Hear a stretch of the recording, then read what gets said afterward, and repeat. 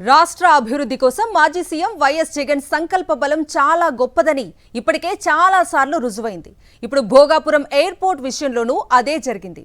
ఎంతో ముందు చూపుతో గత 5 ఏళ్లలో ఆయన శ్రీకారం చుట్టిన పలు ప్రాజెక్టులు ఇప్పుడు ఫలితాలు ఇచ్చే దశకు చేరుకున్నాయి. ఏపీలో గత 6 దశాబ్దాలుగా నోచుకొని సీపోర్ట్లు, ఎయిర్పోర్ట్లను పట్టాలెక్కించారు వైఎస్ జగన్మోహన్ రెడ్డి. అభివృద్ధి పరుగులు పెట్టిస్తే ఫలితం ఎంత త్వరగా ఉంటుందో భోగాపురం ఇంటర్నేషనల్ ఎయిర్పోర్ట్ నిర్మాణం ఒక ఉదాహరణ. భోగాపురం ఎయిర్పోర్ట్లో నేడు తొలి విమానం ల్యాండ్ అవుతున్న సందర్భంగా సాక్షి అందిస్తోన్న స్పెషల్ స్టోరీ. విశాఖపట్నం పొరుగున చకచకా నిర్మాణం జరుపుకుంటున్న భోగాపురం ఎయిర్పోర్ట్ ఇది. 2014-2019 మధ్య తన ప్రభుత్వ హయాంలో ఈ ఎయిర్పోర్టు నిర్మాణానికి దేశంలో ఎక్కడా లేని విధంగా 5,000 ఎకరాలు సేకరించి రియల్ ఎస్టేట్ బిజినెస్ చేయాలని చంద్రబాబు ఎన్నో కుయుక్తులు పన్నారు. దీంతో భూ వివాదాలు చుట్టుముట్టి స్థల సేకరణపై పీట ముడిపడింది. రైతులు కోర్టులను ఆశ్రయించారు. నష్టపరిహారం, పునరావాసంపై నిర్వాసితుల అసంతృప్తి ఉద్యమ రూపంలోకి వెళ్లింది.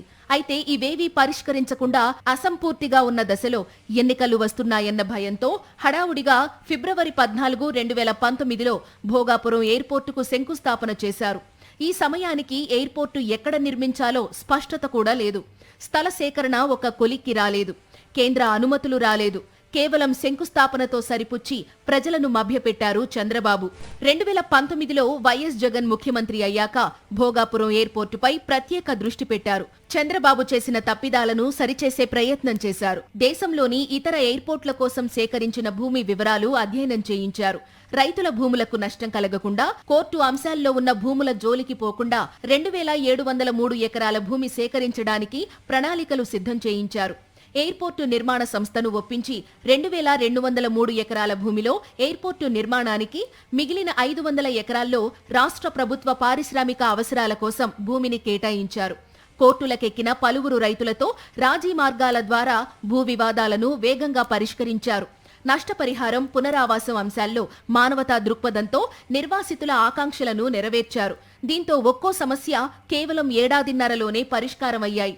సమస్యలు తొలగిపోవడంతో ప్రత్యేక అధికారుల బృందాన్ని ఏర్పాటు చేసి కేంద్ర అనుమతుల కోసం దరఖాస్తు చేశారు. కొన్ని పర్యావరణ అనుమతుల విషయంలో ప్రధాని మోదీతో ప్రత్యేకంగా సమావేశమై పరిష్కరించారు. దీంతో భోగాపురం ఎయిర్పోర్టు నిర్మాణానికి అడ్డంకులన్నీ పూర్తిగా తొలగిపోయాయి. ఏ విధమైన అడ్డంకులు లేవని స్పష్టత వచ్చిన తరువాత మాత్రమే మే 3, 2023న వైఎస్ జగన్ ఎయిర్పోర్టు నిర్మాణానికి శంకుస్థాపన చేశారు. ప్రభుత్వం 2,700 ఎకరాలకి కుదించి ఆ రోజు ఎలక్షన్ వస్తుందని చెప్పి ఆదరాబాదరాగా మరి చంద్రబాబు నాయుడు గారు వచ్చి శంకుస్థాపన చేసి వెళ్ళిపోయారే తప్ప ఏ రకంగా పనులు కూడా మొదలు పెట్టిన పరిస్థితి ఉంది. ఆ రోజు వైఎస్ఆర్ కాంగ్రెస్ పార్టీ మరి అధికారంలోకి వచ్చిన తర్వాత జగన్మోహన్ రెడ్డి గారి నాయకత్వంలో మరి ఏవైతే లీగల్ ఇష్యూస్ అన్నీ కూడా క్లియర్ చేసి, ఏదైతే మరి భూ ఇష్యూలు ఎక్కడ కూడా లేకుండా చేసి మరి ఆ రోజు మరి జగన్మోహన్ రెడ్డి గారు వచ్చి శంకుస్థాపన చేశారు. శంకుస్థాపన చేసిన తర్వాతనే మరి పనులు అనేవి ప్రారంభం చేసి మరి ఏదైతే 2027 నాటికి ఆ రోజు ఇస్తామని అన్నారు. కానీ మరి ఆ రోజు ఉన్నటువంటి లీగల్ ఇష్యూస్ క్లియర్ చేయడం విషయంలో కానీ ఆ రోజు మరి శంకుస్థాపన చేసి పనులు కూడా వేగవంతం చేసినటువంటి ఘనత వైఎస్ఆర్ కాంగ్రెస్ ప్రభుత్వంలో జరిగింది. జగన్మోహన్ రెడ్డి గారికి తగ్గుతుంది తప్ప. మరి గతంలో మా జగన్మోహన్ రెడ్డి గారు ఇవన్నీ పరిశీలించి అన్ని రకాలు చేసి ఇదంతా చేసుకొచ్చారు ఏకంగా. అలాగే ఇప్పుడు ఉన్నటువంటి ఎక్విజిషన్లో రైతులకి భూములకు వెళ్ళడానికి రోడ్లు కూడా కాకుండా మరి ఈ కార్యక్రమాలన్నీ చేస్తున్నారు ఏకంగా. మరి ఏదేమైనా సరే ఇదంతా కూడా మా వైఎస్ఆర్ పార్టీ గవర్నమెంట్లోనే మరి ఇవన్నీ జరిగాయని చెప్పక తప్పదు. వైఎస్ జగన్ సంకల్పానికి ఆయన శంకుస్థాపన చేసిన ముహూర్త బలం తోడవడంతో తొలి రోజు నుండి ఇప్పటి వరకు ఎయిర్పోర్టు నిర్మాణ పనులు ఆగకుండా కొనసాగాయి. దాదాపు 2 ఏళ్ల కాలంలోనే ఎయిర్పోర్టు నిర్మాణం పనులు దాదాపు పూర్తయ్యాయి. ఎంతో చిత్తశుద్ధితో ఈ ప్రాజెక్టును ముందుకు తీసుకెళ్లారు వైఎస్ జగన్. ఈ స్థాయిలో ఇంత త్వరగా నిర్మాణం పూర్తి చేసుకుంటున్న ఎయిర్పోర్ట్ దేశంలో మరేదీ లేదని నిపుణులు సైతం చెప్తున్నారు. ఫేజ్ 1లో 4,700 కోట్ల రూపాయలు ఖర్చు చేస్తున్నారు. 5,000 చదరపు మీటర్ల విస్తీర్ణంలో కార్గో టెర్మినల్, 55 మీటర్ల ఎత్తున ఏటీసీ టవర్, 20కు పైగా ఎయిర్ క్రాఫ్ట్స్ నైట్ పార్కింగ్ వంటివి ఇప్పటికే 95% పనులయ్యాయి. 3.8 కిలోమీటర్ల రన్వే 100% కంప్లీట్ అయింది. 62,500 చదరపు మీటర్లలో ప్రయాణికుల టెర్మినల్ కూడా అందుబాటులోకి వచ్చింది. 2026 మే, జూన్ నాటికి వాణిజ్య కార్యకలాపాలకు సిద్ధమవుతోంది. ఇంత త్వరగా ఎయిర్పోర్టు అందుబాటులోకి వచ్చిందంటే దానికి కారణం నాటి ముఖ్యమంత్రి వైఎస్ జగన్, వైఎస్ఆర్సీపీ ప్రభుత్వ విజనే. డీపట్ట ఉన్నటువంటి రైతులు ఉన్నారో పీఓటీ చేశారు అప్పుడు ఉన్నటువంటి ప్రభుత్వం చంద్రబాబు నాయుడు గారు. దాన్ని కూడా ఇవన్నీ అధిగమిస్తూ అందరు రైతులతో మాట్లాడుతూ ముఖ్యంగా రీహాబిలిటేషన్ ఏవైతే ఈ భూసేకరణలో పోయినటువంటి గ్రామాలు ఉన్నాయో ఆ గ్రామాల్లో ఉన్నటువంటి ప్రజలందరికీ కూడా ఇల్లు స్థలాలు ఏర్పాటు చేసి ఇల్లు కట్టుకోవడానికి కావలసినటువంటి నిధులను సమకూర్చి వాళ్ళకి కావలసిన అన్ని రకాలటువంటి సదుపాయాలను ఏర్పాటు చేసి ఇక్కడ ఉన్నటువంటి రెల్లిపేటలో ఉన్నటువంటి R&R కాలనీ కానీ అక్కడ ఉన్నటువంటి నింగావలసలో ఉన్నటువంటి R&R కాలనీకి కానీ అన్నీ ఏర్పాటు చేసి రైతులు సంతృప్తికరంగా చెందే విధంగా వాళ్ళతో మాట్లాడి వాళ్ళకి కావాల్సినటువంటి అన్ని సదుపాయాలు ఏర్పాటు చేసి వాళ్ళు తరలించడం జరిగింది. అయితే ఆ రోజు నుంచి ఈ రోజు వరకు కూడా ఆ రోజు అన్ని సమస్యలను పరిష్కారం చేసిన తర్వాత జగన్మోహన్ రెడ్డి గారు బహిరంగంగా సుమారు 1,00,000 మందితో మన హైవే పక్కన ఎయిర్పోర్ట్ శంకుస్థాపన చేసి మరి ఆ రోజు నుంచి ఆ రోజు ఉన్నటువంటి GMRలు కూడా చెప్పారు ఆ రోజు నుంచి అన్ని రకమైన సమస్యలు పరిష్కారం అయ్యాయి కాబట్టి ఈ రోజు నుంచి మేము యుద్ధ ప్రాతిపదికంగా మేము వర్క్ చేస్తామని చెప్పి ఇమీడియట్గా మొత్తం అన్ని పనులు కూడా చేయడం ప్రారంభించారు. ఈ ఎయిర్పోర్టు నిర్మాణంతో మన రాష్ట్రంతో పాటు ఒడిశా, ఛత్తీస్గఢ్ రాష్ట్రాలకు కూడా పెద్ద ఎత్తున ప్రయోజనం కలుగుతుంది. ప్రస్తుతం ఏటా 6 మిలియన్ల ప్రయాణికులను హ్యాండిల్ చేయడానికి సిద్ధమవుతున్నప్పటికీ రెండో దశ పూర్తి చేసుకుంటే 12 మిలియన్ల ప్రయాణికులను, మూడో దశ పూర్తి చేసుకుంటే 18 మిలియన్ల ప్రయాణికులు రాకపోకలు సాగించడానికి అవకాశం ఉంటుంది. సకాలంలో పూర్తి చేసుకున్న ఈ ప్రాజెక్టు ఘనత ముమ్మాటికి వైఎస్ జగన్కే దక్కుతుందని అంటున్నారు ఉత్తరాంధ్ర ప్రజలు. ఉత్తరాంధ్రలో వైఎస్ జగన్ దృఢ సంకల్పంతో నిర్మాణం చేపట్టిన భోగాపురం ఎయిర్పోర్ట్ పనులు దాదాపు 96% పూర్తయ్యాయి. టెర్మినల్ పనులు పూర్తి కాగా ఇంటీరియర్ పనులు జరుగుతున్నాయి. సాంకేతిక అనుమతులు, స్థల సేకరణ, రైతుల వివాదాలు అన్నీ చాకచక్యంగా పూర్తి చేశాక మాజీ సీఎం వైఎస్ జగన్ 2023లో ఎయిర్పోర్ట్కు శంకుస్థాపన చేశారు. అప్పటి నుంచి ఎటువంటి ఆటంకం లేకుండా ఈ పనులు నిర్విరామంగా సాగాయి. ఈ ఎయిర్పోర్ట్ను GMR సంస్థ నిర్మిస్తోంది. ప్రయాణికులకు ఒక అంతర్జాతీయ అనుభూతి కల్పించేలా శ్రద్ధ తీసుకున్నారు. మరోవైపు టెర్మినల్లో ప్రయాణికుల భద్రతపై కట్టుదిట్టమైన ఏర్పాట్లు ఉన్నాయి.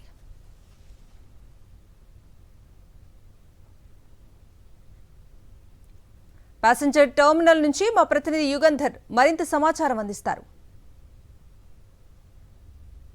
విజయనగరం జిల్లా భోగాపురం దగ్గర నిర్మాణం అవుతున్నటువంటి విశాఖపట్నం ఇంటర్నేషనల్ ఎయిర్పోర్ట్ ఇటు GMR, L&T సంయుక్తంగా దీన్ని కన్స్ట్రక్షన్ అయితే చేస్తున్నాయి. ఈ కన్స్ట్రక్షన్ పనులు దాదాపు 96% పూర్తయినట్టుగా ఇక్కడ ఉన్నటువంటి అధికార వర్గాలు వెల్లడి చేస్తున్నాయి.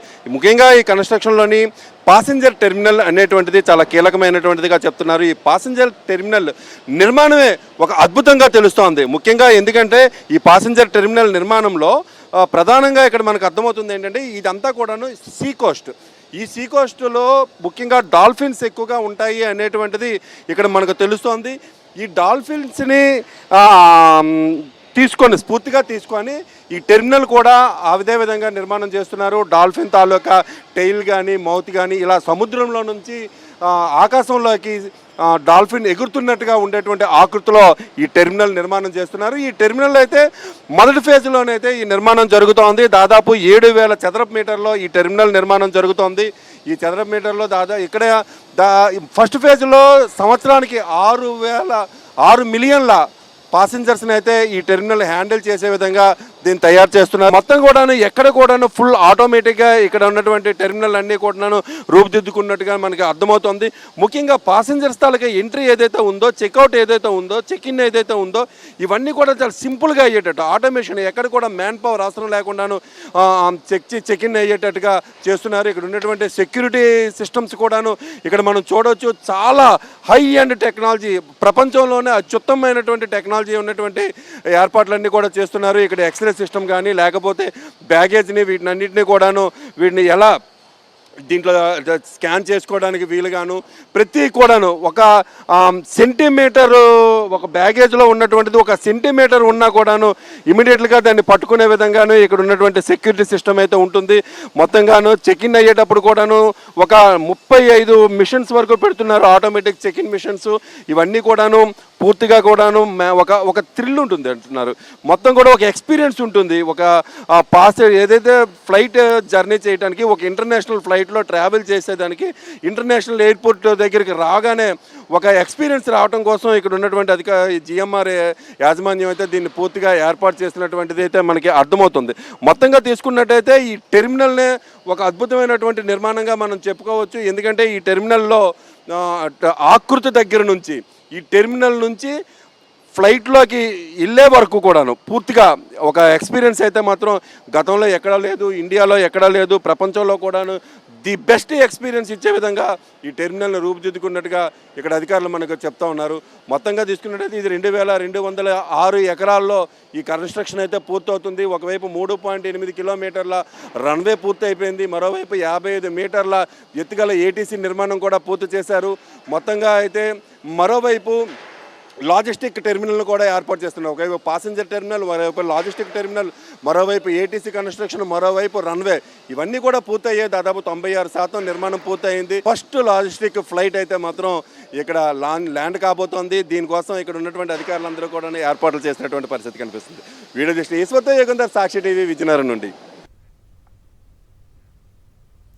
వైఎస్ జగన్ శంకుస్థాపన చేసిన భోగాపురం ఎయిర్పోర్ట్లో చారిత్రక ఘట్టానికి సిద్ధమైంది. ఇక్కడ 3.8 కిలోమీటర్ల రన్వేపై 28 మార్క్ వద్ద నేడు తొలి విమానం తన టైర్లను టచ్ చేయనుంది. ఎయిర్పోర్ట్ వర్గాలు దీనిని ఫస్ట్ కిస్ గా అభివర్ణిస్తున్నాయి. ఎయిర్ ఇండియాకు చెందిన A320 విమానం ఇక్కడ ల్యాండ్ కానుంది. తూర్పు దిశగా ఉన్న బంగాళాఖాతం మీదుగా రన్వే వైపు వచ్చే విమానం 28 నంబర్ వద్ద రన్వే టచ్ చేసి ప్యాసింజర్ టెర్మినల్ వైపు ప్రయాణిస్తుంది. దీనికోసం ఎయిర్పోర్ట్ అధికారులు ఏర్పాట్లు చేశారు.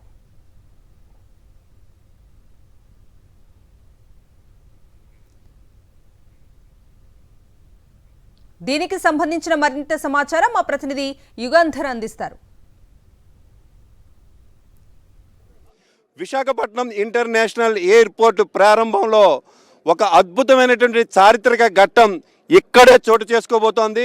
ఈ ఇంటర్నేషనల్ ఎయిర్పోర్ట్లో 3.8 కిలోమీటర్ల రన్వేలో ఇది 28 అనేటువంటి పాయింట్ ఇక్కడ మనం చూడవచ్చు. ఈ రన్వే మీద 28 అనేటువంటి ఒక మార్క్ చేసి ఉన్నది. బంగాళాఖాతం తూర్పు వైపు ఉంది. బంగాళాఖాతం పైనుండి A320 ఇండియన్ ఎయిర్లైన్స్ విమానం తన చక్రాలని ఫస్ట్ కిస్ ఈ పాయింట్లోనే టచ్ చేయబోతోంది.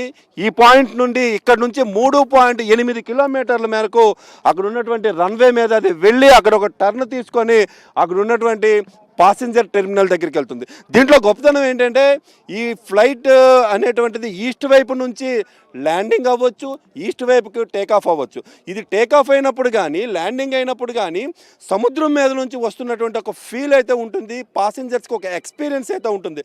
ఆ ఎక్స్పీరియన్స్ చాలా అద్భుతంగా ఉంటుందని చెప్పి ఎయిర్పోర్ట్ అథారిటీస్ అన్నీ కూడా మనకు చెప్తున్నాయి. ముఖ్యంగా ఈ ఎయిర్పోర్ట్లో ఇంకొక కీలకమైనటువంటిది ఉంది. ఏదైతే ఈస్ట్ వైపు కానీ అటు వెస్ట్ వైపు కానీ రెండు వైపుల నుంచి టేకాఫ్ తీసుకోవచ్చు, రెండు వైపుల నుంచి కూడాను ల్యాండ్ అవ్వచ్చు. మొత్తంగా అయితే ఈ టేకాఫ్ 3.8 కిలోమీటర్ల ఈ రన్వే అనేటువంటిది ఇక్కడ చాలా కీలకం. రోజుకి 300 ఫ్లైట్లు ఒకవైపు రన్వేలో టేకాఫ్ అవుతాయి, ఒకవైపు ల్యాండింగ్ అవుతాయి అని చెప్పి చెప్తున్నారు. దాదాపు ఒక 60 విమానాల వరకు ఇక్కడ పార్కింగ్ ప్లేస్ అయితే ఉందని కూడా చెప్తున్నారు.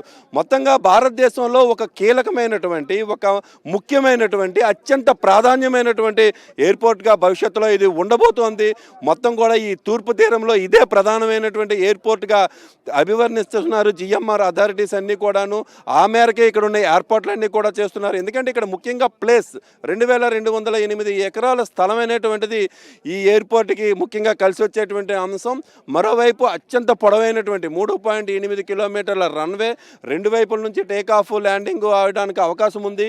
ఏదైతే టేకాఫ్ టైంలో విండ్ తాలూకా ఫ్లో ఏ డైరెక్షన్లో ఉంది, అలాగే ల్యాండింగ్ టైంలో ఆపోజిట్ డైరెక్షన్లో ఉండడం, ఇవన్నీ కూడా అందుకని వీళ్ళు ఈస్ట్ వెస్ట్ అనేటువంటిది ఇక్కడ రన్వే నిర్మాణం అనేది చేశారు. మొత్తంగా అంటే ఇక్కడ ఉన్నటువంటి గాలి తాలూకా దిశను కూడాను ఈ విమానాల తాలూకా రాకపోకల్లో వాడుకునేదానికి గాను ఒక ఇంజనీరింగ్ అద్భుతంగాను వీళ్ళు చెప్తున్నటువంటి పరిస్థితి అయితే మనకు కనిపిస్తుంది. ఇక్కడ ఉన్నటువంటి ఏటీసీ కూడాను అద్భుతమైన రాడార్ రేడియో సిస్టమ్ అని చెప్తున్నారు. ఇది కూడాను చాలా స్పష్టమైనటువంటి సాంకేతిక వ్యవస్థ. ఇప్పటివరకు ప్రపంచంలో ఇట్లాంటి వ్యవస్థ లేదు అని కూడా చెప్తున్నారు. మొత్తంగా ఈ రన్వే కానీ ఏటీసీ కానీ ఇక్కడ ఉన్న టెర్మినల్ కానీ దేనికదే ప్రత్యేకతలతో ఉందని చెప్పుకోవచ్చు. వీడియో జస్ట్ ఈశ్వర్తో యుగంధర్, సాక్షి టీవీ ఇంటర్నేషనల్ ఎయిర్పోర్ట్ నుంచి. ఉత్తరాంధ్ర జిల్లా విజయనగరంలోని భోగాపురం వద్ద నిర్మిస్తున్న విశాఖపట్నం ఇంటర్నేషనల్ ఎయిర్పోర్ట్ ను మాజీ సీఎం వైఎస్ జగన్ 2023లో శంకుస్థాపన చేశారు. ఆయన సంకల్ప బలంతో ఎలాంటి ఆటంకాలు లేకుండా ఎయిర్పోర్ట్ నిర్మాణం జరిగింది. ఈ ఏడాది జూన్లో నిర్మాణం పూర్తవుతుందని జీఎంఆర్ సంస్థ చెబుతోంది. ఈ క్రమంలో రన్వే ట్రయల్ రన్ ను నిర్వహిస్తున్నారు. మరోవైపు 6 మిలియన్ల ప్రయాణికులు ఏటా రాకపోకలు సాగించేందుకు వీలుగా ప్యాసింజర్ టెర్మినల్ నిర్మాణం జరుగుతోంది. ఇది మరో 5 నెలల్లో అందుబాటులోకి రానుంది.